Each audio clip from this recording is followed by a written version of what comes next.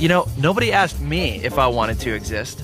Yeah, one day, boom, there you are, and you think to yourself, why am I here?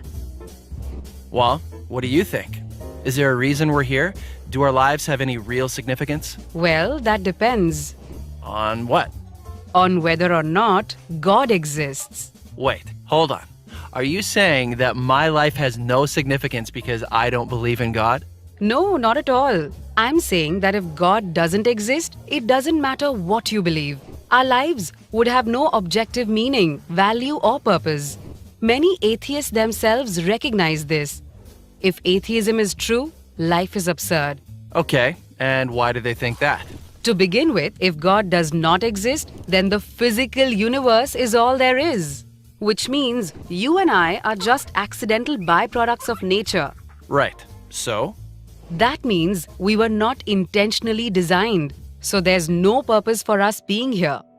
Whoa. It gets worse. If God does not exist, there is no absolute standard of moral value. You've heard of Richard Dawkins, the atheist. He points out that in a materialistic universe, there is at bottom no design, no purpose, no evil, no good, nothing but pointless indifference. So you're saying atheists can't be good people? No, I'm not saying that. Many atheists live good lives. What I'm saying is, atheism fails to provide an objective basis for saying any particular action is good or evil. Oh, come on. After millions of years of sociobiological evolution, humans have developed a sense of morality. We all know it's good to feed a hungry child and bad to torture someone for fun. Of course we do, but that's precisely what atheism cannot explain. If there's no God, then what we consider right or wrong is nothing more than an accident of evolution or a human social convention. So what? I'm good with that. Really? Evolution implies survival of the fittest, not morality. And social convention means that racism, intolerance, and cruelty are not really wrong. They just happen to be unpopular. Okay, so atheists need to come up with some objective standard for rights and wrongs. How about this? If an action leads to human flourishing, then we can say it's objectively good. And if it doesn't, it's objectively evil.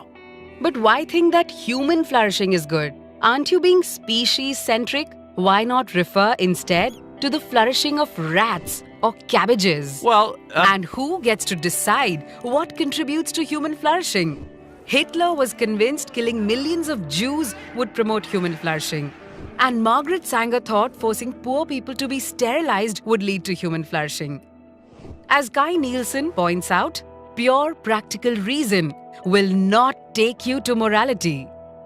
So if atheism is true, there is no legitimate basis for saying that behaving one way is worse than behaving any other way. So it really doesn't matter how you live your life. Your day-to-day choices are meaningless. that's depressing.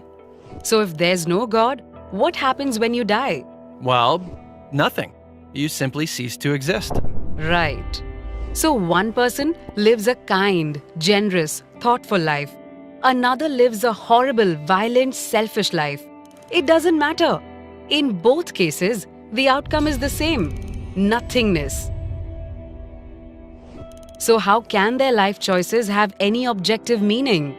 Well, it's certainly meaningful if I discover a cure for cancer or save a child's life. I agree completely. But atheism can't explain why. Scientists predict that eventually the whole universe and mankind with it will die out. So everything comes to nothing. That's why atheist Bertrand Russell says we must build our lives on the firm foundation of despair. No thanks. I'd rather live a happy life. You're not alone. Every atheist has to choose between being happy or being consistent. You can tell the whole world you're an atheist, but you can't really live like one.